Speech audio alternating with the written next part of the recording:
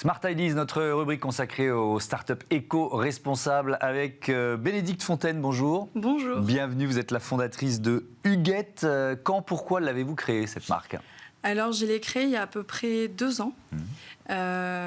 Parce qu'en fait, d'aussi loin que je me souvienne, j'ai toujours eu envie en fait, de travailler dans l'industrie de la mode. C'est vrai que j'ai commencé d'abord par travailler dans l'univers du textile pendant 10 ans.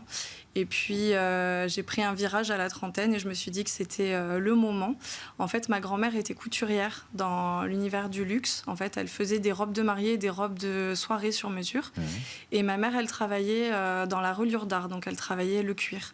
Et c'est vrai que j'ai toujours baigné en fait dans cet univers qui m'a donné très envie en fait après de travailler dans la mode. Ouais. Et donc vous créez une marque de mode avec un certain nombre de principes. On va d'abord parler des matériaux, le sourcing des matériaux et surtout ce que vous en faites. C'est quoi le principe? Alors le principe en fait c'est de ne pas produire de tissu ou de matière.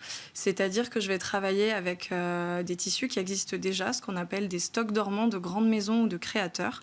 Ce sont des stocks qui seraient en fait brûlés et qui seraient finalement plus polluants de les détruire que de produire de nouveaux tissus si des créateurs finalement comme moi n'en utilisaient pas.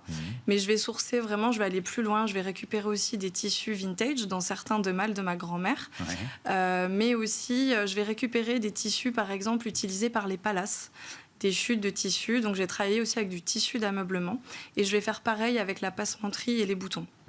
Donc c'est vraiment, on parle d'upcycling, c'est-à-dire que c'est pas seulement réutiliser les matériaux, c'est leur donner une nouvelle vie en quelque sorte avec l'aspect créatif. Et les chutes, parce que là vous parliez des chutes, les chutes de vos vêtements, vous en faites quelque chose aussi. Exactement, je vais aller plus loin en fait dans le processus. Donc déjà j'ai utilisé par exemple d'anciens draps, d'anciens rideaux que je vais découdre pour en refaire des vêtements. Et ensuite mes propres chutes, je vais les donner en fait à une association qui les réutilise pour faire des patchwork pour les femmes atteintes de cancer du sein, donc pour leur faire des couvre-chefs. Et aussi, je vais les donner à des maternelles ou différentes écoles pour les loisirs créatifs, pour éveiller les sens. Ok, et ça vous a permis d'obtenir le label Entreprise Zéro Déchet en février-mars de cette année. Exactement. Alors, l'autre levier d'une mode durable, c'est de ne pas produire en grande série. Donc c'est quoi là aussi le principe d'Huguette? Alors le principe d'Huguette, c'est de produire en petite série. Donc on va être maximum sur une quinzaine de pièces, mais aussi des pièces uniques, puisque je vais proposer aussi en fait un service de personnalisation et je vais produire localement, ce qui va limiter aussi l'impact en fait environnemental, l'empreinte carbone de mon vêtement. Et je vais produire en précommande, c'est-à-dire que je vais produire ce qui est vraiment nécessaire, ce qui a vraiment été commandé par les clientes, ce qui va éviter de tomber dans une frénésie ensuite d'avoir du stock, de faire des soldes. C'est vraiment tout à l'opposé, ce qu'on appelle la slow fashion. Oui, évidemment, on est vraiment au cœur de la slow fashion. Avec une vraie question, est-ce que c'est forcément du luxe? Est-ce que c'est forcément des modèles chers, puisque c'est presque de l'artisanat, ce que vous nous décrivez? C'est complètement de l'artisanat, tout est fait vraiment main. C'est ma mère et moi qui coupons les tissus, clairement. Ça permet, en fait, si vous voulez, d'avoir de la qualité, parce qu'on a des tissus de marques prestigieuses, comme du groupe LVMH, à des prix, justement, beaucoup plus abordables, en fait. C'est tout le but. Mais quand on se pose la question du développement d'une entreprise qu'on vient de créer, est-ce qu'on ne touche pas aussi les limites de la montée en gamme, en croissance de votre marque?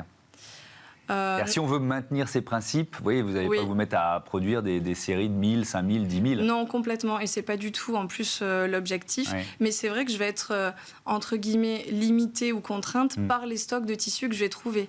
Puisque forcément, ça va être des chutes. Parfois, il y aura un rouleau de 20 mètres, parfois 100 mètres. Donc, en fait, c'est là aussi l'intérêt de composer avec, en fait, l'existant. Donc, par exemple, là, j'ai développé un ensemble, il a cartonné, on m'en a redemandé, mais il n'y avait plus de tissu, donc je le propose dans un autre tissu. Mais c'est aussi le côté exclusif et l'intérêt, en fait, de la marque. Et ça oblige à être particulièrement créative. Exactement.